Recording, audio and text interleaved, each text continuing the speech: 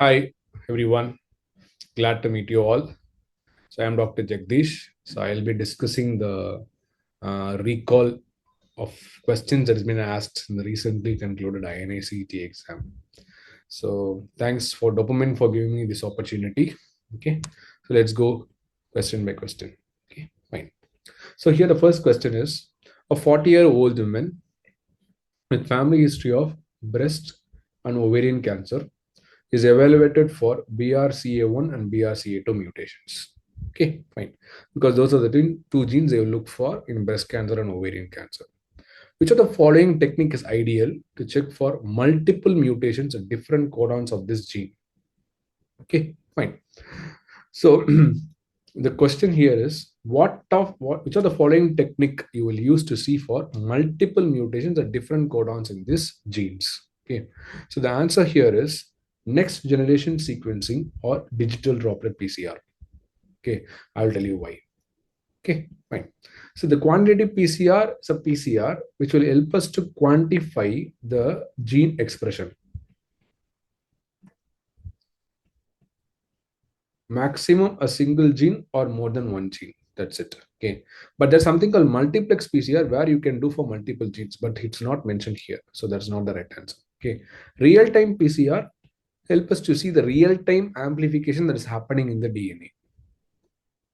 During the technique, you can see real-time whether the amplification is happening or not. Okay. So this quantitative PCR and real-time PCR are more or less, it's an extension of real-time PCR is a quantitative PCR. Okay, fine. On these two are possible by use of something called TACMAN probes. These are the fluorescent labeled probes. Okay, northern blot. Okay, there is nothing to do with mutations. It's to look for RNA. Okay, fine. So now let's come to the correct answer for this question, which is called next generation sequencing or digital droplet PCR. Next generation sequencing, as the name suggests, it's the latest technique which will used to sequence the entire genome. Okay, so you take, for example, in this question, they're asking for multiple mutations in different codons of a gene. You take the gene and sequence the whole gene. You will come to know whether there are some new mutations or whether there are more than one mutations at different sites. Okay, that's called next generation sequencing. It is time consuming and it's costly. Okay, fine. Now, what is digital droplet PCR? Digital droplet PCR is a PCR in which sample is divided into thousands of tiny droplets. Okay, using water oil emulsion technique. Okay, and this digital droplets PCR. This main advantage of this, okay, is to quantify the DNA. Okay, so that's the main advantage of doing digital PCR. Of course, you can use the same technique to look for multiple mutations in different regions in a gene. Okay, that's why I said the answer for this question is next generation PCR or digital droplet PCR. Okay, fine. So that's about this question. Okay, fine. Now this question. Okay, this question has been asked multiple number of times. Okay, multiple number of times. Okay, so what about this question? Okay, what is the technique and what is the use? Okay, southern blot is mainly for DNA. Western blot is mainly for protein. Okay, sorry, western blot is mainly for protein. Okay, northern blot is mainly for RNA. Okay, so it is 2, 3, 1. Okay, answer is C. Okay, fine. So let's see what it is. Okay, so southern blot. Southern blot, as I told, it's mainly for DNA, where the DNA will be subjected to gel electrophoresis, and the gel will be transferred to a paper. And using an appropriate probe for DNA, it's a cDNA probe. cDNA stands for complementary DNA probe. And for the northern blot is for RNA, for which again cDNA can be acting as a probe. Western blot, I told you, it is a protein, so you use an antibody.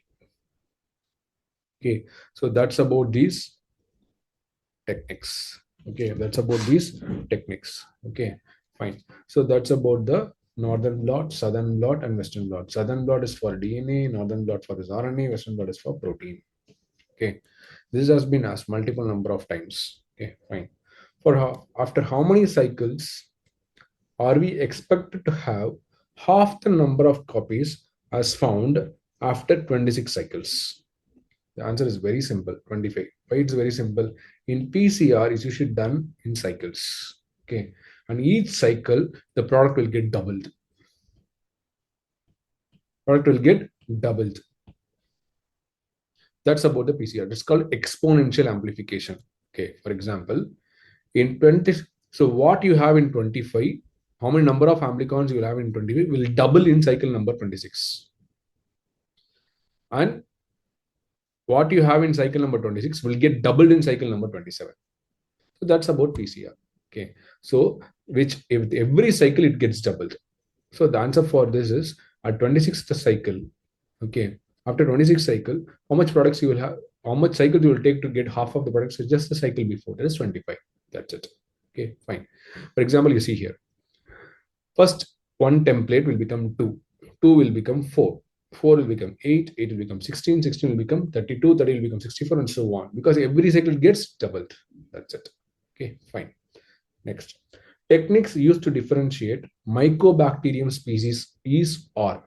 This is a multiple right answer type questions. Okay. So the answer for this is all 4 are correct.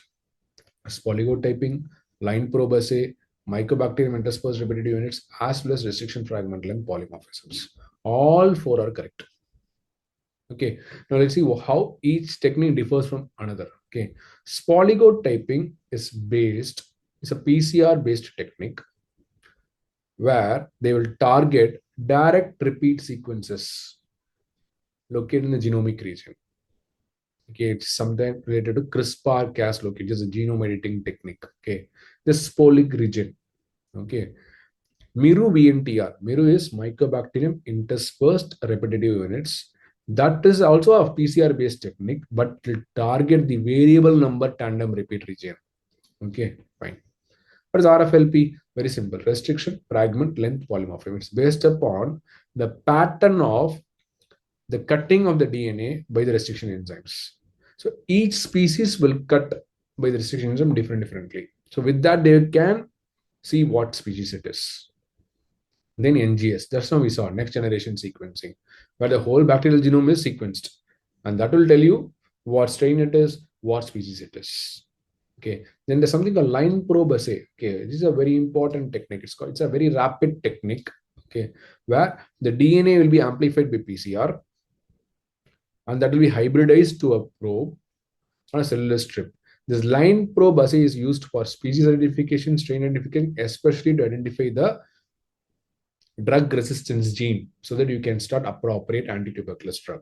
Okay, so all these 5 techniques can be used to identify the species as well as to identify the strains. Okay, because there are multiple strains in tuberculosis. There's something called Central Asian strain. There's something called New Delhi strain. Okay, there are many strains. So these techniques will help us to what strain it is. So that will be useful for surveillance and to see how the strain moves from one place to another. So that it will help us to devise the controlling strategy. Okay, that's about these techniques. Okay, fine. Okay. A child presents with fatigue and hepatomegaly. Liver levels of AST and ALT are higher. Ketosis was present. Okay. Blood glucose levels drops significantly during fasting. Okay. Liver shows accumulation of glycogen. That itself will say as a clue that this is a glycogen storage disease. Okay. But here, what disease it is? So that is a question. Okay. Is it glucose 6-phosphatase responsible for causing von Jukes disease? Or myophosphatase responsible for McCardle's disease? Branching enzyme, which is called as Anderson's disease? Or debranching enzyme called as Cory's disease? Okay. This question is slightly tricky because, okay, let me tell you, we can rule out 2 options easily. Okay. It is not McCardle's. Why? There is no muscle involvement in this. So B is striked out. Okay. Branching enzyme is also not applicable because there, if branching enzyme is defective, you won't see glycogen in the liver. You will see improperly branched glycogen. Okay. So that is also ruled out. Okay. This either A or D. Okay. So the confusion stays whether it's A or D. Okay, I would say I would go with debranching enzyme because of one fact, ketosis. Okay, ketosis is not generally seen in patients with Warburg's disease. Okay, ketosis is seen in patients with debranching enzyme deficiency, which is also called as Cory's disease, which is caused due to debranching enzyme defect in both liver and muscle. If it's only in the liver, it comes under type 3P. Okay, what are the features? Hypoglycemia, ketosis, hepatomegaly, and there again there will be accumulation of limit dextrin. Okay, but here ketosis is a problem. Okay, in this patient is also there's ketosis. That's why I'm going with debranching enzyme. Okay, fine. This is very important factor. Okay, for some reason, okay, the hepatomegaly which is seen in these patients can disappear after puberty. Okay, for some reason. Okay, that's about this. Okay, fine. Next, a child presents with cherry red spot in retina and hepatomegaly. Okay, neurological regression is noted. No hyperacusis or no excess startle reflex. Okay, fine. The clinical features suggestive of lysosomal storage disease. Which of the following enzyme deficiencies are likely to be present? All these, among these four, three can cause cherry red spot. Okay, one is A, one is B, the other one is D. Okay, C, that is galactocerebrosidase deficiency, which causes Krabs disease, does not cause cherry red spot. So option C is ruled out. Okay, so it's either A, B, or D. Okay, in D, aryl sulfatase deficiency, which is usually it causes metachromatic leukodystrophy.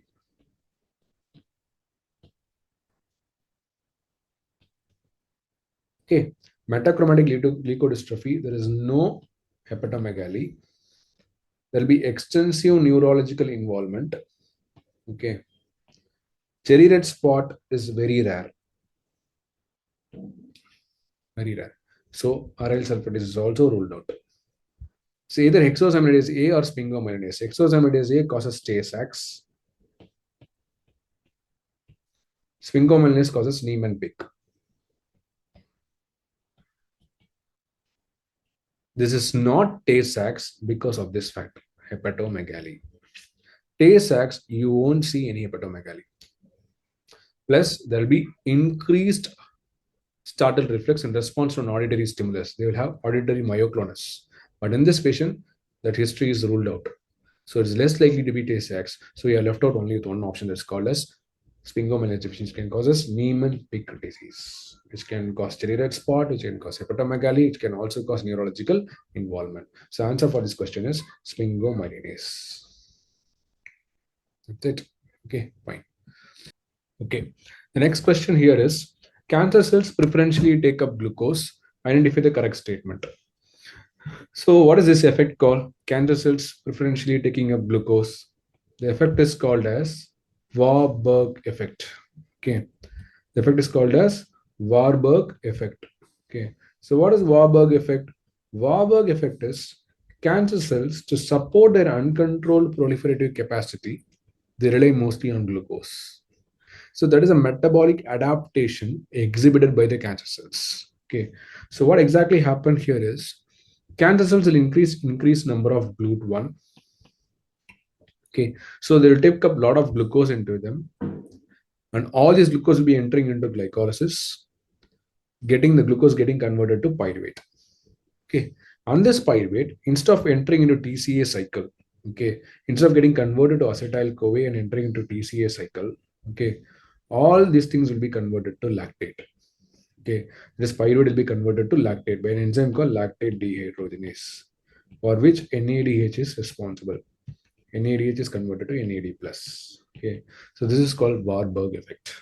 Okay, it's nothing but this lactate production from pyruvate usually happens only in the absence of oxygen. Okay, but here there is no problem with oxygen demand or oxygen supply. Okay, this is a metabolic adaptation exhibited by the cancer cell to support their uncontrolled proliferative capacity. First point. Second point, in most of the cancer cells, mitochondria will be defective. So they cannot convert pyruvate acetyl CoA, or that can be converted to TCA cycle for energy. So the principal source of energy is from the glycolysis, especially the anaerobic glycolysis, even in the presence of oxygen. So that's the point. Okay, so with this, you see, option A is correct because whatever it is, pyruvate will be converted to lactate. Okay, even in the presence of oxygen or in the absence of oxygen. Okay, one. High NADH-NAD ratio. No, all NADH will be converted to NAD plus. So the ratio will drop. High GLUT2 drop. No, it is GLUT1. Okay, and conversion of pyruvate to acetyl CoA. Wrong. Conversion of pyruvate to lactate. Okay, so the answer for this question is 1. Okay, fine. Next. After a high carbohydrate meal, weight gain is explained by all except. Okay. So what happens after a high carbohydrate meal? You'll if you take a lot of high carbohydrate meals, your weight will increase. Why? Because you will start accumulating fat in your body. Fat will accumulate in your body. When I say fat, what is fat? Fat is nothing but triacylglycerol. Okay. Fat is nothing but triacylglycerol. Okay. So what is triacylglycerol? Triacylglycerol is nothing but glycerol with 3 fatty acids. So the glucose which you are taking, this carbohydrate meal, the glucose which you are taking will be converted to fatty acid by a process called fatty acid synthesis. Okay. The rate limiting enzyme of fatty acid synthesis is acetyl CoA carboxylase, which will convert acetyl CoA to form malonyl CoA. Okay, fine. So malonyl CoA will be higher, acetyl CoA carboxylase will be higher. Okay, and this acetyl CoA, which is in the mitochondria, should come into cytoplasm. That is done by a transporter called tricarboxylate transporter. So tricarboxylate transporter will also be high after high carbohydrate meal. Okay, fine.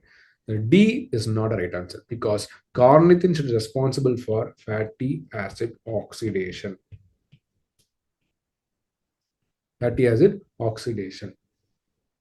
Okay, so fatty acid, so carnitine shuttle is not a right answer. Okay, so it is not a not I mean what I meant is it is not possible after high carbohydrate meal. So they are asking everything is correct except so carnitine shuttle is the answer. That's it. Okay, so that's about the this question. Next. Okay, in the given glycine titration curve, calculate or identify the pH at which it exists as bitter ion. Okay, the pH at which the amino acid exists as bitter ion is called as isoelectric pH. So what is bitter ion? This bitter ion is nothing but bitter ion is a state at which there will be equal number of positive ions and equal number of negative ions. So when an amino acid contains equal number of positive charges and equal number of negative charges, that is when it called as electrically neutral. That stage is called bitter ion. The pH at which it exists as bitter ion is called as isoelectric pH. So how do you calculate the isoelectric pH? Very simple.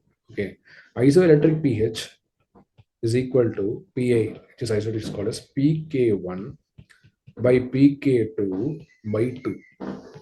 Okay, so in this picture they have given you two numbers. Okay, one is 2.3 and one is 9.6. 2.3 is pk1 and 9.6 is pk2. Okay, so what is pk1 and pk2? So any amino acid will have two pks, one for amino group, one for the carboxyl group. Okay, fine. So how do you do this? pk1 by p plus pk2 by 2, that is 2.3 plus 9.6 by 2, that is 11.9 by 2, is nothing but 5 point something. So it's around 6. The answer is 6 here. That's it. It's a very simple question. Okay, and this has been asked multiple number of times. Okay, so this is the answer for this question. Okay, fine. Now this one, ascent to high altitude causes what type of acid base disorder? A simple straightforward acid base disorder case. Okay, when somebody ascends to a high altitude, what happens to the partial pressure of carbon dioxide in their body? They will undergo hyperventilation. So when they are hyperventilating, okay, PCO2 levels will drop. Okay, this is a fact. Okay, Now, there's a simple way to answer this question. Okay. So if you remember the equation, Henderson-Hasselbalch equation, pH is equal to 6.1 plus log of bicarbonate divided by 0.003 into PCO2. So from this equation, it is evident that okay, pH is directly proportional to bicarbonate and pH is inversely proportional to PCO2. So in this condition, PCO2 drops. Okay, so what happens to pH? pH will increase. What is that condition called? Alkalosis. Since it's because of a respiratory problem, it is called as a respiratory alkalosis. Very simple. That's it. Okay, so any disorders that can cause hyperventilation can result in respiratory alkalosis. That's it. It is based upon this relationship. pH is directly proportional to bicarbonate and pH is inversely proportional to carbon dioxide. That's it. Okay, fine. I think we are going to see the last question, which was a difficult question that was asked during this time in the exam. Okay. So they asked you about, this is also a picture based question. They have given you a graph and they asked you what technique is this and what is their application. Okay. So the graph which you see, which you see here is a graph representing a technique called surface plasmon resonance, which is a technique which is employed to study the affinity and kinetics of an antigen antibody interaction. Okay, fine. Rest of the options, okay, ELISA is mainly to detect whether an antigen is present or antibody is present. That's it. Mass spectrometry, okay, that is based upon by a separate technique, separate parameter called mass by charge ratio, where you will see a graph like this. Okay, fine. Nuclear magnetic resonance spectroscopy, NMR spectroscopy, that's mainly to study the structure of a protein. Okay, that's it. Okay, so the answer for this question is surface plasmon resonance. I know this is a difficult question. Okay, fine. This surface plasmon resonance is based upon a simple principle called, if there is a surface, if something comes and binds to this surface, the refractive index of this surface will change.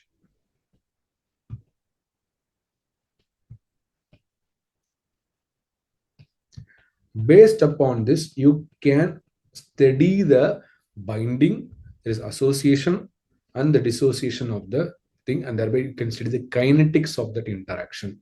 That is what is called a surface plasmon resonance. So that is what this graph also shows. The y-axis you have a resonance signal, and x-axis you have a time. Okay, when it associates, there is a change in refractive index. Okay, and when the dissociation happens, the refractive index falls and it comes to the baseline, it will be zero. That's it. Based upon this, you can see how well they are binding together and what is the kinetics of their interaction. That's it. So that's about this technique. I know this is a difficult question. It's called surface plasmon resonance.